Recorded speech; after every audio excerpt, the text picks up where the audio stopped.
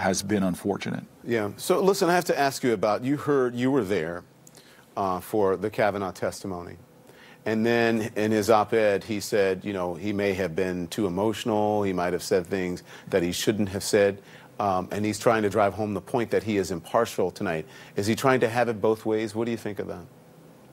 I think he surrendered all aspects of impartiality during his testimony. He demonstrated quite clearly with a venom towards the left, wielding out tropes, sort of Clinton blames, invoking her name or the Clintons' name. I mean, the whole thing was, I think, something where he surrendered that ground. He does not have the temperament to be a judge. And I think he wrote that article today in the Wall Street Journal, or that editorial, because he understands that people of good conscience are looking at the way he performed. You have a former Supreme Court justice today.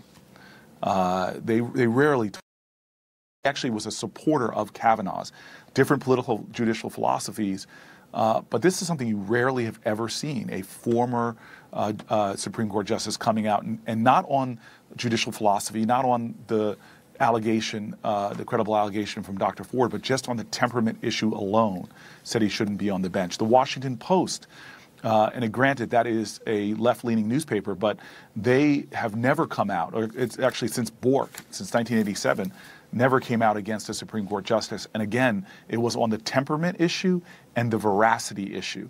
Was he really telling the truth? Was he really being forthcoming? So this is not usual. Americans should realize that there are a lot of folks who are not in the partisan politics of our country, who are coming forward and saying it's just wrong for him to ascend to the court because of his temperament, because of the way he talked about things that at best were misleading, at worst were outright lies to the Senate.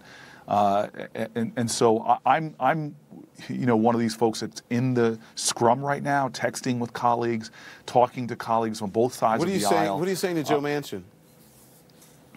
You know, Joe is has become a dear friend. I mean, he and I have a really good relationship, and you know, you talk to the heart as much as you can, and have trust and faith that he will make the right